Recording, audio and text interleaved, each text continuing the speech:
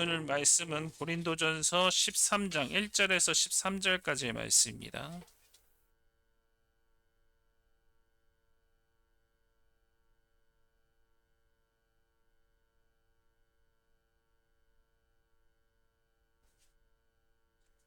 같이 교독하도록 하겠습니다.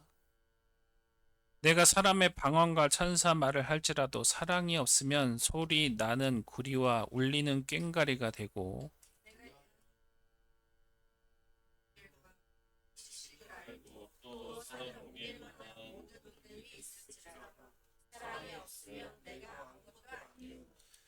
내가 내게 있는 모든 것을 구제하고 또 내 몸을 불사르게 내줄지라도 사랑이 없으면 내게 아무 유익이 없느니라.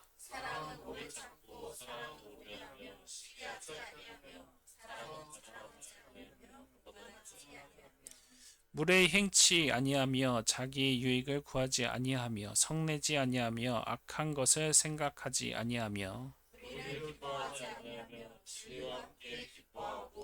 모든 것을 참으며 모든 것을 믿으며 모든 것을 바라며 모든 것을 견디느니라.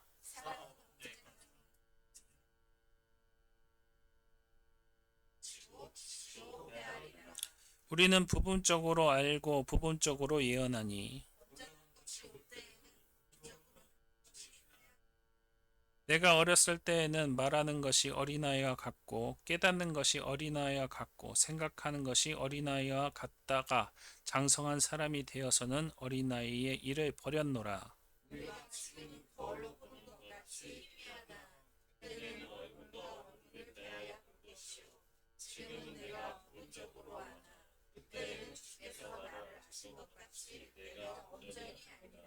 같이 읽습니다. 그런즉 믿음, 소망, 사랑 이 세 가지는 항상 있을 것인데 그 중에 제일은 사랑이라. 아멘. 오늘 말씀은 사랑에 대한 말씀입니다. 그래서 찬양에서부터 하나님에 대한 사랑, 우리가 이제 사랑을 고백해야 되는 말씀을 같이 이야기하고자 찬양부터 사랑의 찬양을 하게 되었습니다.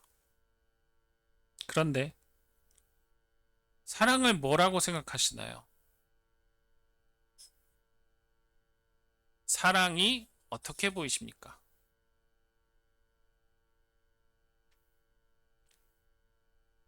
서로 사랑한다고 말할 때 요즘 사람들은 자꾸 내가 해야 할 과제로 바라보기도 합니다. 그리고 요즘 사람들에게는 사랑의 아픔이 있어요. 그래서 아까 전도사님이 찬양 때 얘기했듯이 하나님의 사랑을 아픔이라고 바라봐가지고 자꾸 거부하려는 사람들까지 있을 정도로 사랑을 좋지 못하게 생각하는 사람도 꽤 있어요. 그래서 그 아픔 때문에 사랑을 두려워하기도 하여서 실제 아픔을 견뎌내지 못하게 하려고 거부하거나 바라보지 않거나 혹은 여러 가지 일이 있겠죠.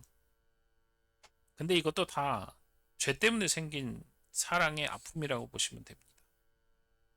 실대제약이라고 말하는 교만, 질투, 분노, 나태, 탐욕, 탐식 이런 것들 있잖아요.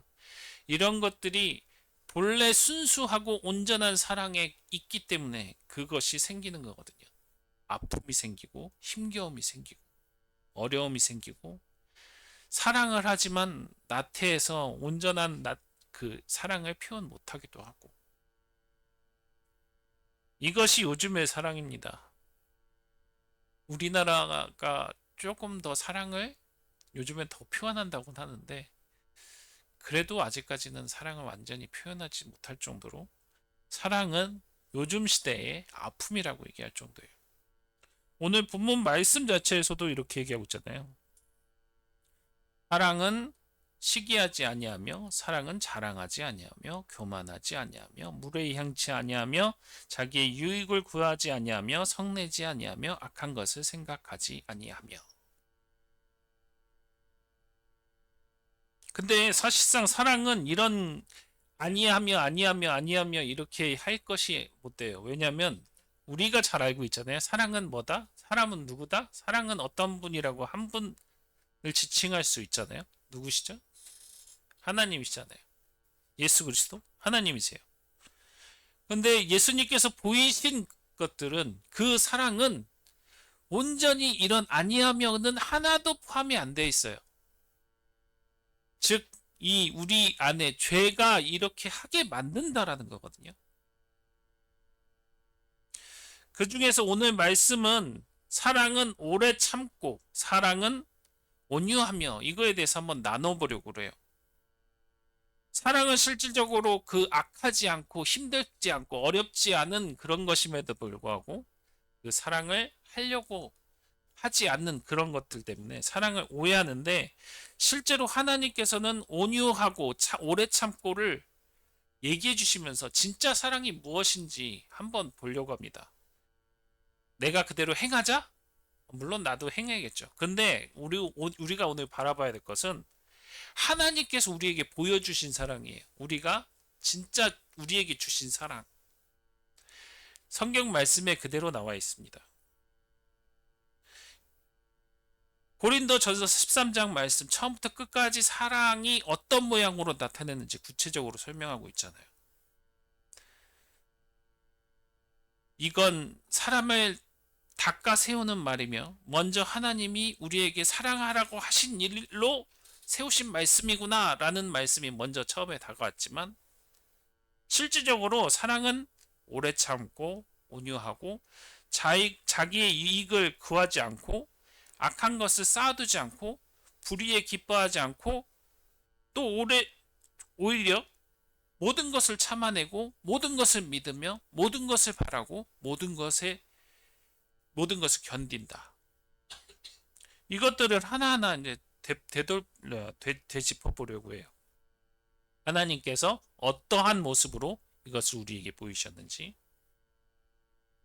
이제 바울이 처음 말한 오래 참음은 단순히 화를 내지 않고 성격적으로 참 좋은 그렇게 보이다가 나중에 온유함으로 이어지니까 그 온유함과 같이 이어지는 그런 말씀으로 얘기하는 게 아니에요.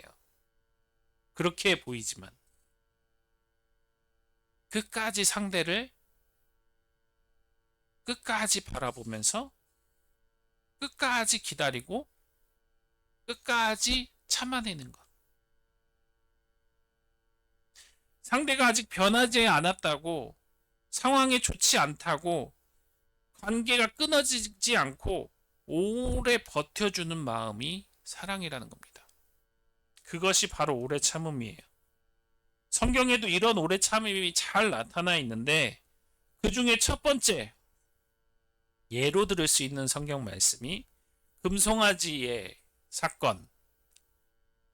이 사건만 들으면 금송아지를 부서뜨린 하나님의 성내심이 떠오르는 사람도 아마 있을 거예요. 그런데 사실상 여기에는 벌이 있을지라도 거기 안엔 사랑이 있다는 겁니다. 출애굽 직후에 시내산 아래에서 이스라엘 사람들은, 히브리 사람들은 금송아지를 만들어서 절했어요. 조금 전까지 하나님께서 하셨다라고 하면서 딩가딩가 춤을 추던 사람들이, 노래하던 사람들이 그 바로 눈앞에 모세가 보이지 않자 곧장 다른 것들을 의지했다는 겁니다. 정확히 얘기하자면 말로는 하나님 하나님 외치지만 실상 하나님께서 눈에 보이지 않는다고, 하나님이 내 앞에 없는 것 같다고 온전히 하나님을 믿지 못하고 그저 눈앞에 보이는 금송아지를 만들어서 그 금송아지를 하나님이라 지칭한 거예요. 이것은 하나님을 배신한 거죠. 배반한 것이죠. 그럼에도 하나님께서는 그들에게 벌을 주셨을지언정 사랑은 끊지 않으셨다는 거예요. 모세를 통해 그 중보를 들으시고 언약을 다시 세우셨거든요. 그때 이제 모세가 화가 나가지고 십계명 그 돌판을 깼음에도 불구하고 다시 십계명을 만들어서 우리에게 주십니다. 이 제 언약의 자리에서 하나님께서는 이렇게 스스로를 소개를 하셔요. 여호와께서 말씀 보여주세요. 같이 읽을게요. 시작. 여호와께서 그 앞에서 지나시며 선포하시되 여호와라 여호와라 자비롭고 은혜롭고 노하기를 더디하고 인자하고 진실이 많은 하나님이라. 여기서 뭐 하라고 하고 있어요? 자비롭고 은혜롭고 노하기를 더디하고. 이 노하기로 더디한다라는 말만 알아도 들어도 명확합니다. 이 말은 쉽게 불붙지 않는다라는 뜻이기도 하지만 딱 끊을 때 끊고 끝날 때 끝난다라는 말씀으로도 볼 수 있습니다. 심판보다 그들하고의 관계를 더 이어가겠다라고 하는 말이에요. 근데 이게 왜 사랑일까요? 끊을 때 끊고 끊지 않을 때 끊지 않는 것. 이것이 사랑이라는 것인데 왜 그럴까요? 어떤 게 생각 먼저 드셔요? 끊을 때 끊고 끊지 않을 때 끊지 않는다.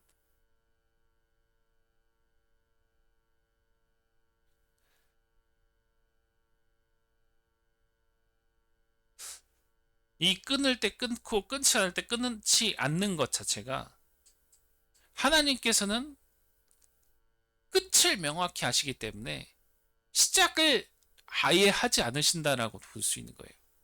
그렇기 때문에 당시의 히브리 사람들을 끝까지 붙잡고 기다려주신다는 사랑을 이야기하고 계신 거예요. 그들이 택한 백성, 나중에 그들이 계속 배반하고 하나님을 등을 돌리질런정 하나님께서는 그들을 끝까지 붙잡고 기다리신다는 것이죠.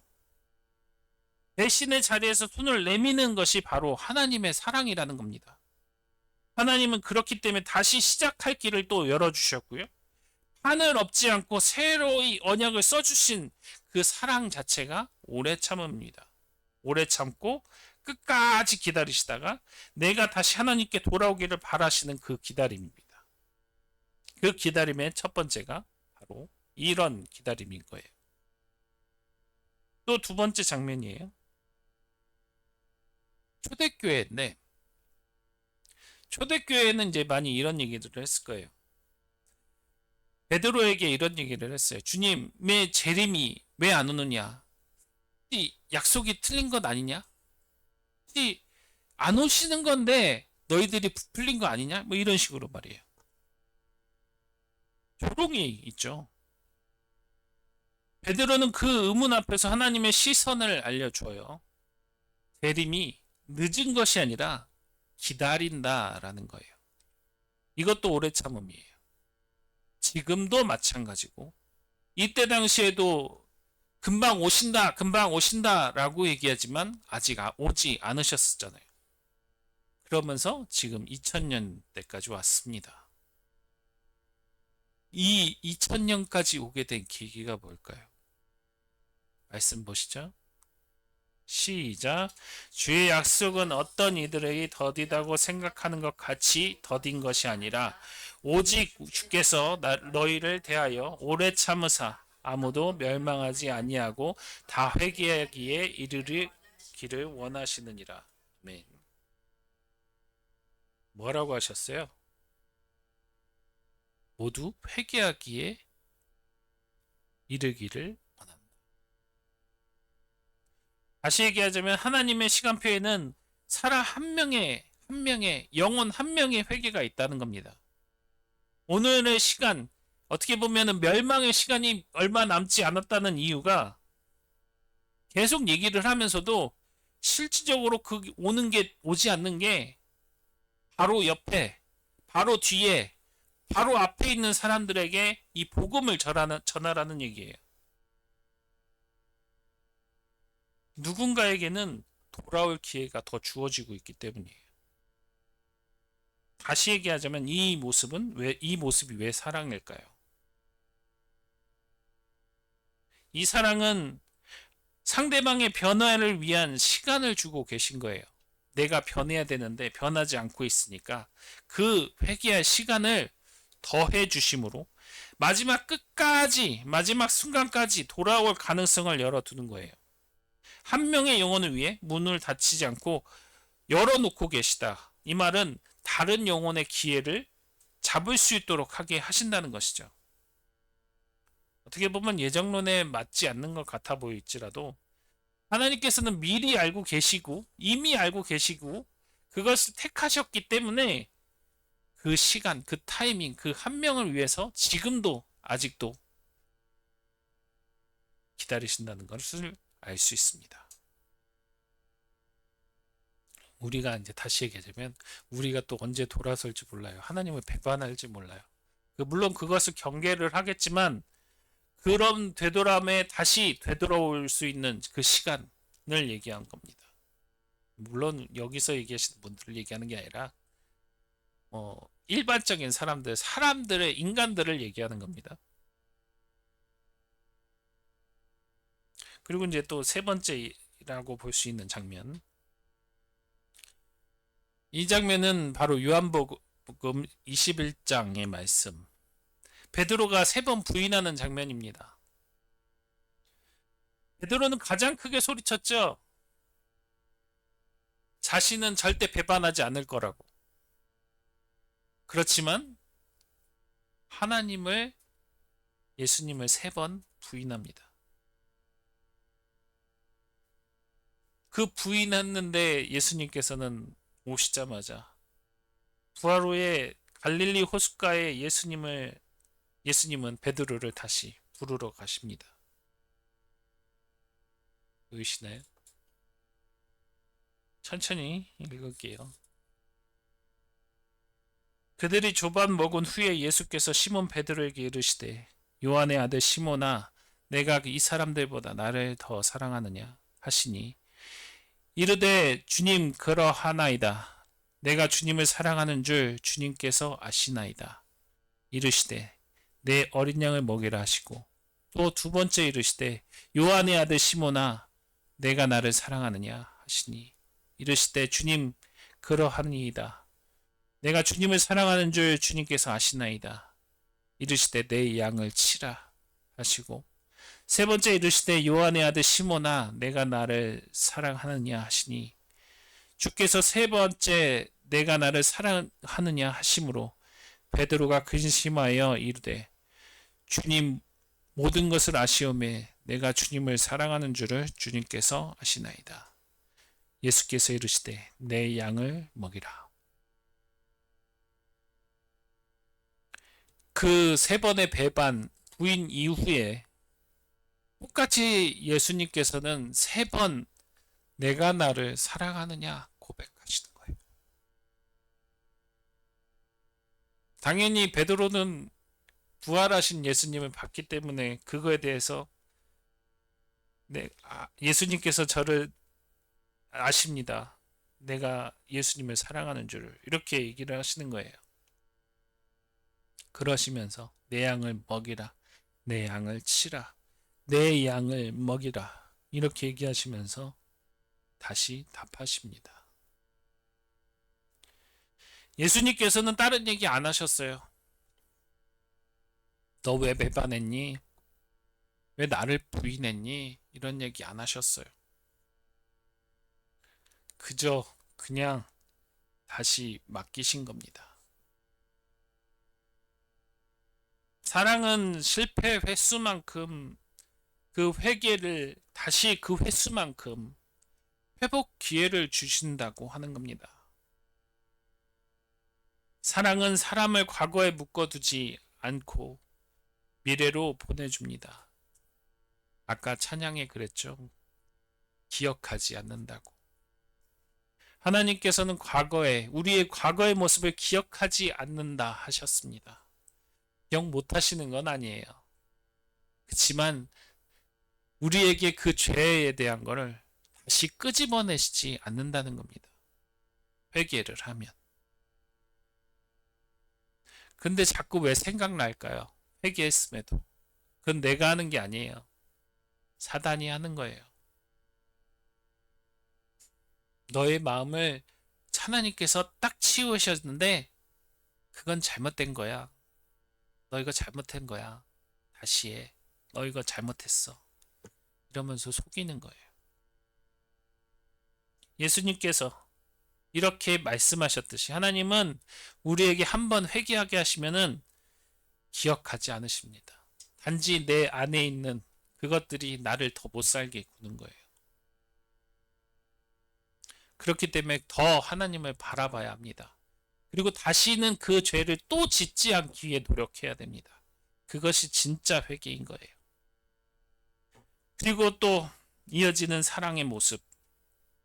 이거는 예화의 말씀입니다. 누가복음 15장 말씀. 탕자의 이야기예요. 재산을 다 탕진하고 돌아오는 아들, 율법대로라면 벌을 받아 마땅한 그 아들에게 아버지는 이렇게 얘기합니다. 먼저 위에 부분만 같이 읽을게요. 시작. 이에 일어나 이제 어깨로 돌아가니라. 아직도 거리가 먼데 아버지를 보고 측은히 여겨 달려가 목에 입을 맞추니. 다른 것을 한 게 아니에요. 똑같이 하나님께서는 너희를 너 왜 이제 왔니? 막 그렇게 하는 게 아니고 달려가서 목부터 안아드렸어요. 왜 목을 안았을까요? 챙기기를 먼저 한 거예요. 우리를 먼저 챙기신다는 겁니다. 자기가 생각했던 그런 것이 아니라 내가 내 죄를 먼저 탓한 것이 아니라 나를 먼저 챙기신 거예요. 우리를 먼저 챙기신 거예요. 그 밑에 거 다시 읽겠습니다. 시작. 이러다가 얻었기로 우리가 즐거워하고 기뻐하는 것이 마땅하니라. 다른 이유도 아니라 우리가 죽었다가 살았기 때문에 하나님께서 그만큼 기뻐하시고 그만큼 우리에게 더 사랑한다라는 그것을 보여주신 겁니다.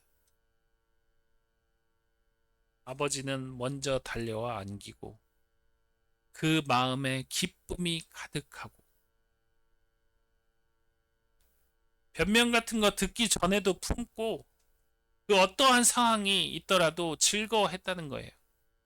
큰 아들에게 왜 기뻐하며 사랑하시는지에 대해서도 얘기하시면서 이 기쁨이, 이 하나님의 즐거움이 우리의 사랑이심을 명확하게 표현하고 있다는 것이죠.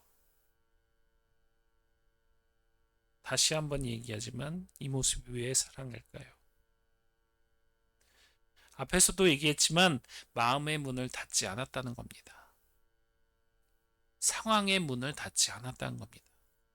돌아오는 그 순간 그 어떤 생각보다 희망보다 먼저 하나님께서 품어주셨다는 겁니다.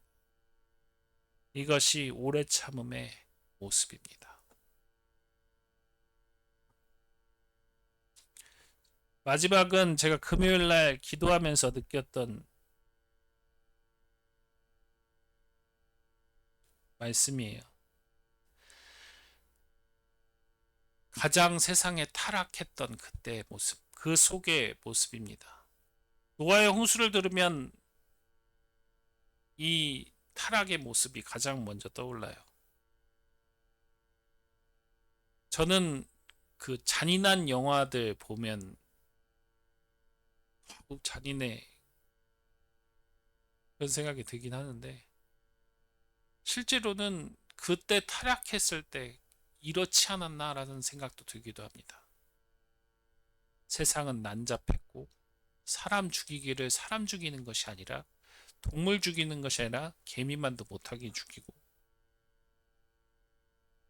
그래서 이제 하나님께서 참다 참으시다가 이 한 명, 노아 한 명 남은 거 그거 하나라도 살려보시겠다고 세상을 멸하지 않으셨나 그런 생각이 들어요.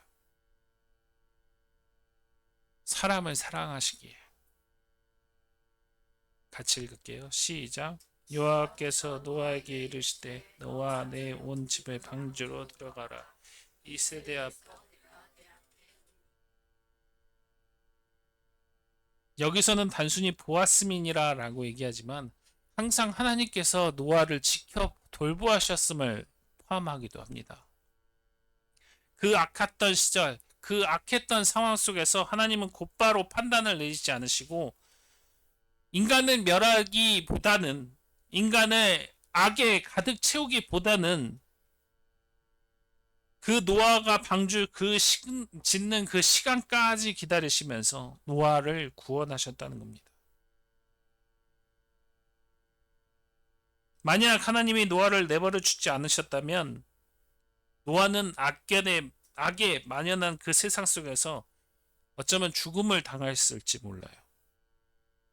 도리어 그 흉악했던 그 시대에 홀로 생존했다는 것 자체가 불가능에 가까웠는데 하나님께서는 그 노아를 단 한 가족의 의인을 남김으로써 그들을 다시 살리셨다는 겁니다. 그들을 끝까지 참다가 노아를 위해 개입과 방주를 통해 구원하신 사건이 노아 심판 사건이라는 것이죠. 그 영화나 우리가 일반적으로 생각하는 그 악에 가득 찼던 그 사람들의 멸하기 위함도 물론 있겠지만 그 한 명을 살리기 위해서 했던 행동이, 모습이 그 사랑의 행위라는 것입니다. 이 오래 참음의 사랑은 이렇습니다. 관계를 끊을 권리가 있어도 끊어지지 않아요. 돌아올 여지가 있으면 끝까지 기다려주시면서 돌아오기를 기다리십니다. 다시 시작할 길을 열어주십니다. 그러면서 다시 사랑할 기회를 주십니다. 그러면서 회개하고 바라보시며 늘 하나님께서 옆에서 지켜주신다는 겁니다. 이것이 하나님의 오래 참음입니다.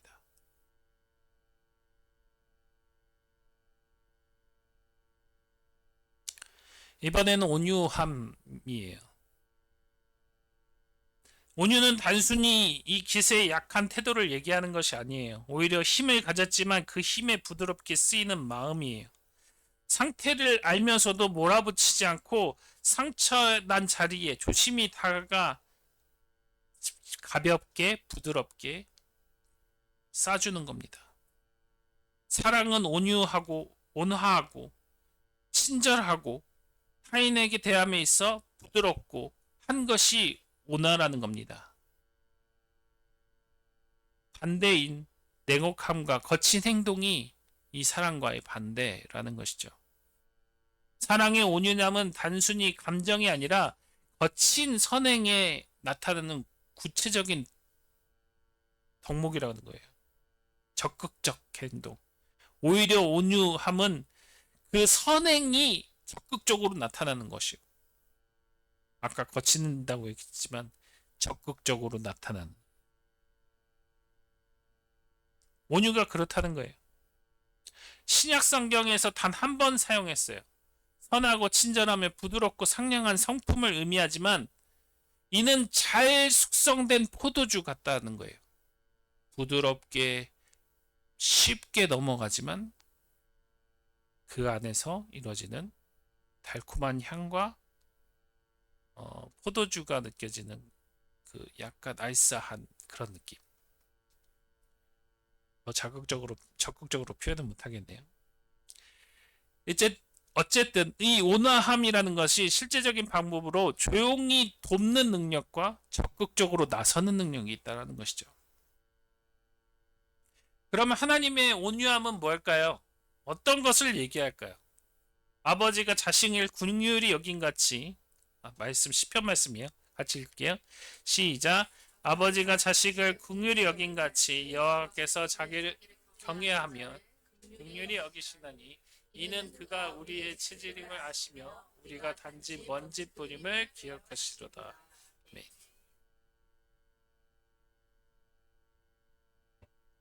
다윗의 찬양입니다.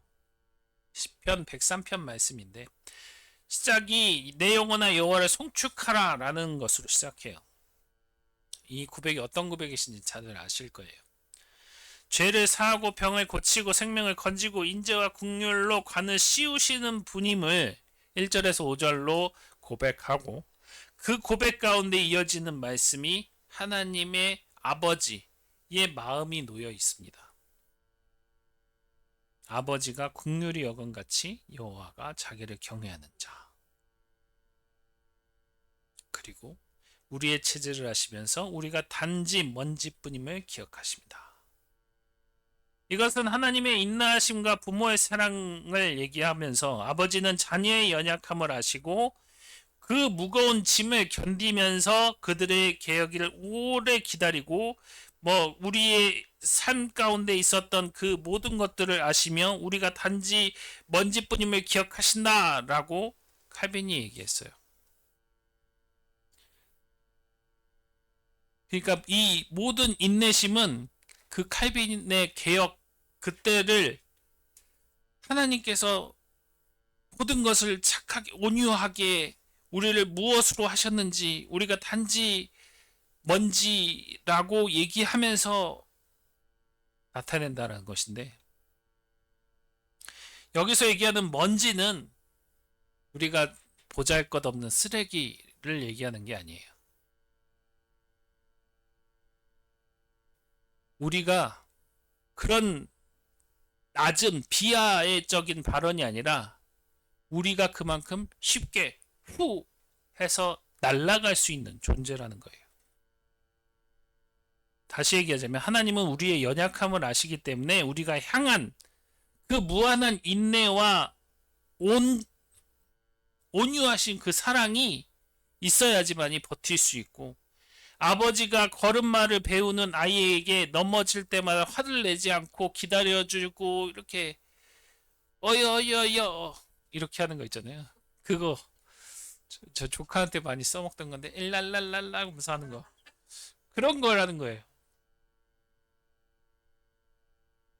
온유는 하나님께서 자신을 온전히 보존하시는 사랑이에요. 온유는 하나님을 위해서 모든 것을 기꺼이 견디는 사랑입니다. 라고 또 어거스틴이 얘기했어요. 이것은 성품을 얘기하는 게 아니죠. 하나님을 사랑하는 그 극단적인 적극적인 최고의 모습, 이것을 얘기한 거예요. 다시 얘기할게요. 하나님은 우리를 너무나도 잘 아셔요. 우리 하나부터 할까지 잘 아셔요. 강해 보이는 것도 실질적으로는 강한 게 아니에요. 나약한데 우리를 하나님께서 강하게 붙들어 주시는 거예요. 그것이 실패를 볼 때 즉시적으로 내려지지 않고 흔들리는 상황에서 할 때 하는 것이 아니고 우리가 약할 때 도리어 강하게 해주신다라는 것이에요. 또 하나님께서는 기억하셔요. 죄는 더 이상 관여치 않으시지만 우리의 모습을 늘 기억하신다는 겁니다. 오늘의 넘어짐이 내일의 상처와 함께 우리를 아프게 하잖아요. 회복의 속도를 맞춰주시면서 하나님께서 그것을 온유로 잡아주신다는 거예요. 진짜 재밌게도 재밌는 건가? 내가 지금 하는 행동들이 거의 대부분 상처 때문에 나타나는 행동들이 많아요.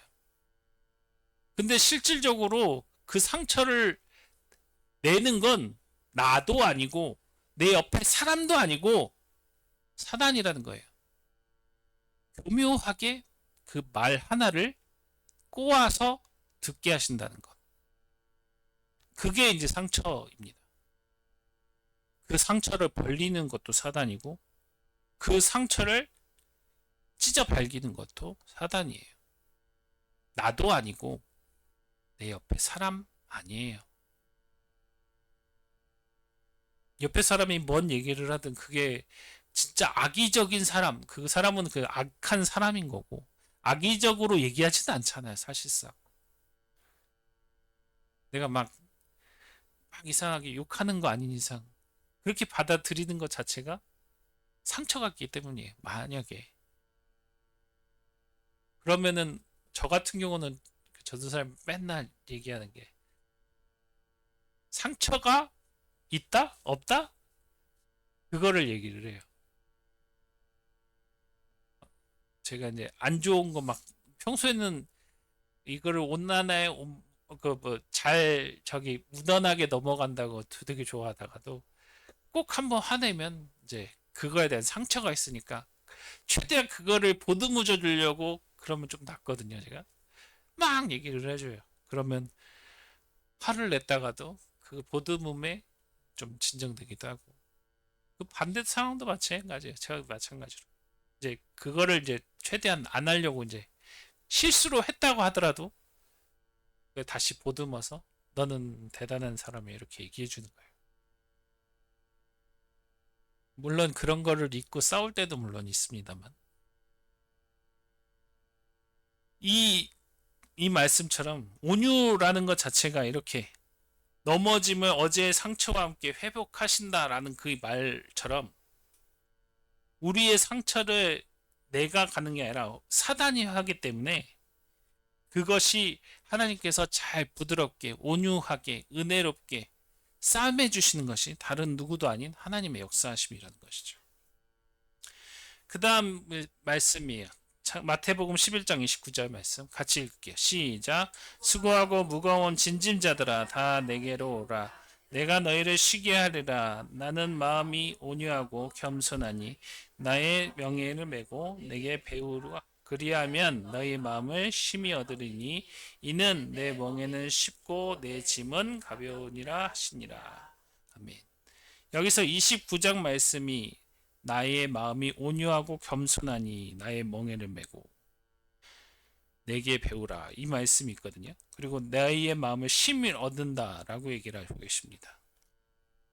이 말씀 자체가 수고하고 무거운 진진자들에게 오라고 얘기하는 거예요. 너 힘들지? 너 아프지? 그러니까 나한테 기대 그거예요. 그걸 할 수 있는 분은 인간 어느 정도는 해줄 수 있어요. 근데 하나님만큼은 아니에요. 어느 정도 도리어 이제 인간을 통해서 사용을 하시면 인간을 통해서 이제 나오니까 할 수는 있겠죠.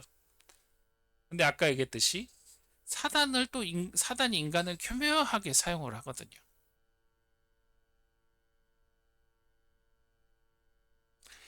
그러니까 다른 것을 의지해야 될 게 아니고 아프셔요? 힘드셔요? 어려우셔요? 다른 걸 할 때가 아니고 하나님한테 의지하세요. 더 많이, 더 많이. 그래야만 삽니다. 저도 그랬으니까 살았습니다. 안 그랬으면 저 아마 자살했을지도 몰라요. 맨날 전도사님한테 제가 그냥 가만히 있거나 그러면 왜 사냐고 이렇게 물어오는 그런, 그러니까 아내가 하는 그런 뉘앙스 말고 사는 거 어떻게 왜 그러니까 조금 약간 궁금해듯이 물어보는 거 그런 뉘앙스로 이제 가끔 물어봐요.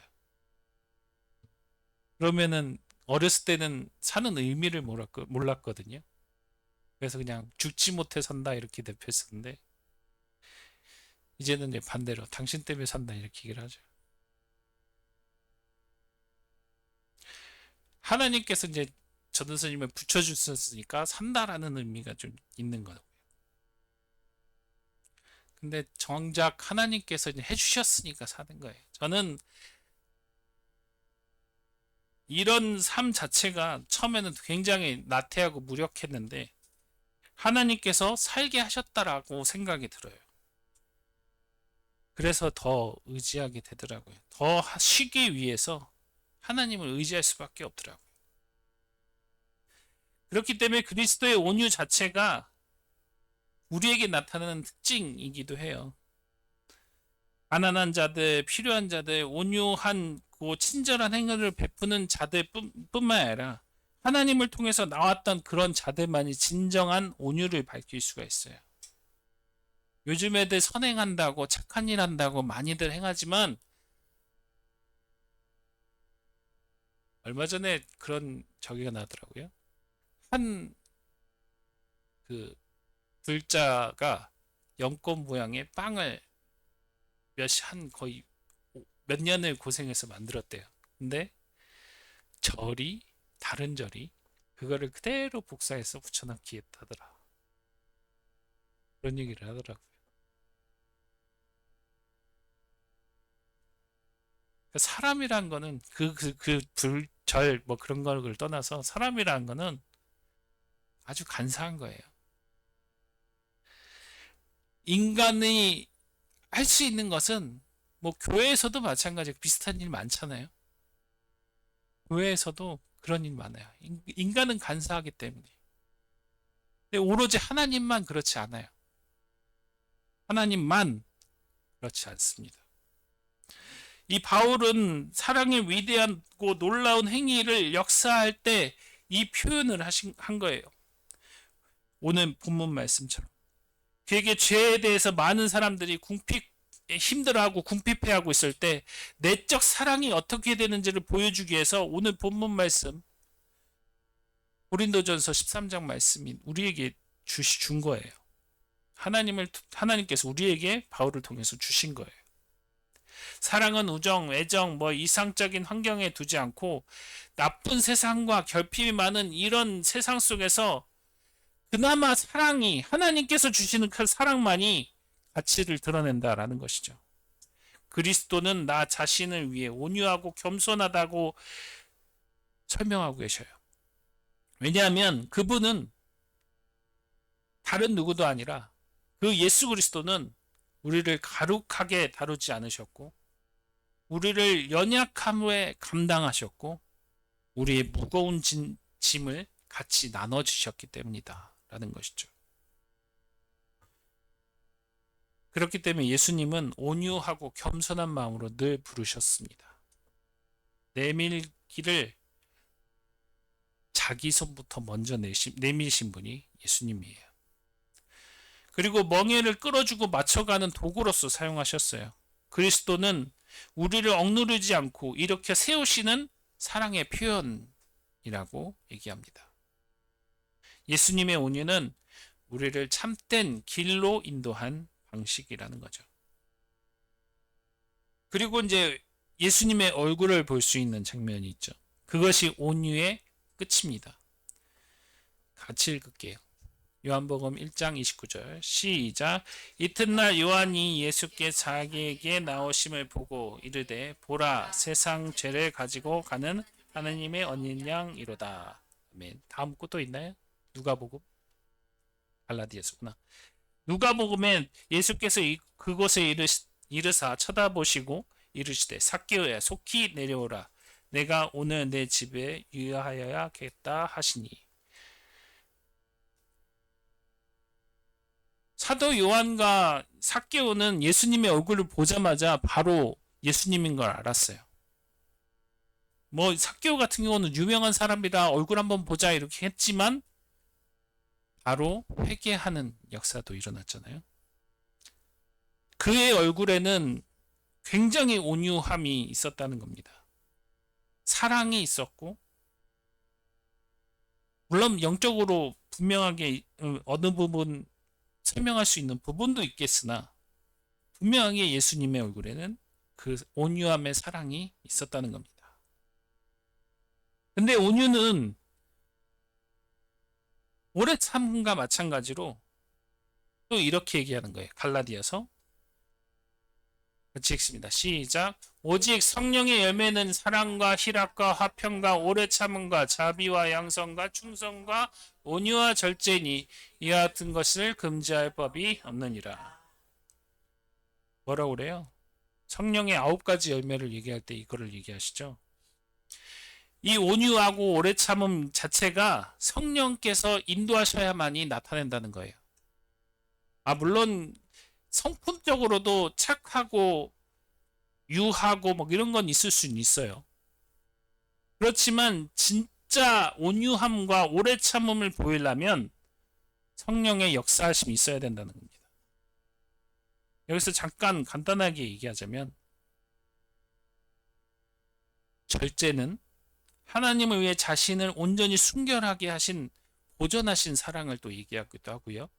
용기는 하나님 위해 모든 것을 기꺼이 견디겠다는 그 사랑이기도 합니다. 그리고 정의는 오직 하나님만 섬기겠다는 사랑을 얘기합니다.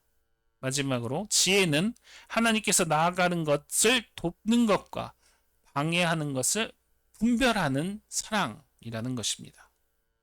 그리고 나머지와 온유와 오래 참음이 화평 이런 것들이 하나님께서 주심으로 나아가는 우리가 행하는 화평과 온유, 온유가 오래 참음이 이것에서 드러나는 참된 말씀이라는 것이죠. 나머지도 사랑의 결과이기도 하고요.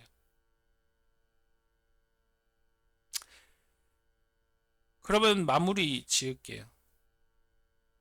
오래 참음과 온유의 능력이 무엇인지 생각해 보셨어요? 오늘 이 말씀 들으시면서 기독교적인 친절의 첫 번째 시험은 가정이라고 합니다. 전도사님도 많이 얘기했었어요. 그리스도인 남편은 아내와 자녀들에게 친절해야 하고 형제 자매들에게는 서로에게 부모의 친절을 배우면서 같이 행해야 된다. 서로를 위해 서로를 향해 친절한 감정을 베푸는 것뿐만 아니라 그 친절을 통해서 도움을 주고 행하는 모든 것들이 사랑 그리고 그 자기 희생이 있어야 한다라고 얘기를 해요. 그런 상황 속에서 이 고린도 교인들에게 이 친절함과 이기적이고 질투적이고 악의적인 그때의 상황에서 제외하기 위해서 이 오늘 본문 말씀이 그들에게 전해졌던 겁니다. 친절, 사랑, 같이 도움, 자기 희생 이 모든 것들이 바로 온유하고 오래 참음에서 그리고 나머지 그 사랑들에서 나타납니다. 이 나머지 사람들은 쭉 이어서 얘기할 거예요. 그리고 마지막에 그 오늘 본문을 전체적으로 해석하면서 이야기를 할 거예요. 항상 다른 사람들이 행동했던 그 모든 것들이 그 사랑에 대한 그런 것들이라는 것을 한번 되뇌어 보면 내 생각과 내 모든 것들이 바뀌게 된다는 사실이에요. 오래 참음, 온유함. 하나님께서 그들을 이용하셔서 오래 참고 온유하게 했다. 그런 생각을 가지셔야 돼요. 이 오래 참음과 온유함은 절대 나약하지 않습니다. 오히려 강한 힘을 가지고 있어요. 그러면서 그것을 나머지 성령의 열매, 절제와 지혜 등 그런 것들을 다 사용하시면서 살아야 된다는 거예요. 이 특히나 오래 참음과 온유는 진정한 하나님의 열매, 성령의 열매로서 하나님의 형상을 닮아가는 과정으로 나타납니다. 온유가 복이 있다라고 얘기하는 것. 그리고 그 땅의 기업을 밟을 것이라는 마태복음 5장 5절 말씀처럼 이 온유와 오래 참음 이것들이 우리에게 서로 나타난다면 그리스도의 모습이 그대로 나타나는 것이기 때문에 우리는 다른 누구도 아닌 참된 그리스도인이라는 거예요. 그렇기 때문에 이 예수님 닮은 모습, 오래 참음과 온유함 이것들을 드러내시면서 이 세상의 그 누구보다 사랑을 증거하는 자들, 예수님의 온전한 모습, 예수님을 닮은 자들이 되기에 예수 그리스도 이름으로 이를 행하실 줄을 예수님의 이름으로 축원합니다. 아멘. 다 같이 이 사랑에 대해서 기도를 할게요. 이 사랑은 다른 것이 아니라 하나님께서 주신 열매라 하셨잖아요. 성령의 열매. 이것이 늘 드러날 수 있도록, 이것이 늘 나타날 수 있도록 하나님께서 우리에게 주신 그 사랑을 그대로 내어서 받은 것을 그대로 많은 이들에게 전할 수 있도록 받으시고 나누시는 그런 모습을 위해 다 같이 주여 부르시고 기도하도록 하겠습니다.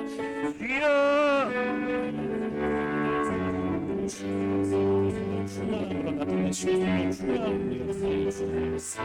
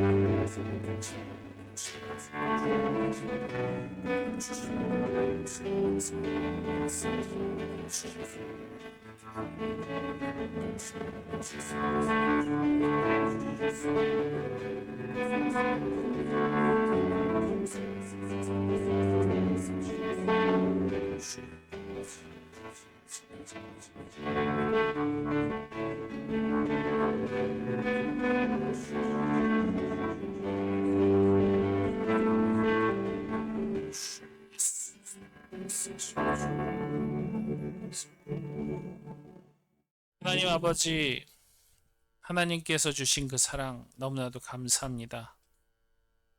오늘은 그 사랑 중에 온유함과 오래 참음에 대해서 알게 되었습니다.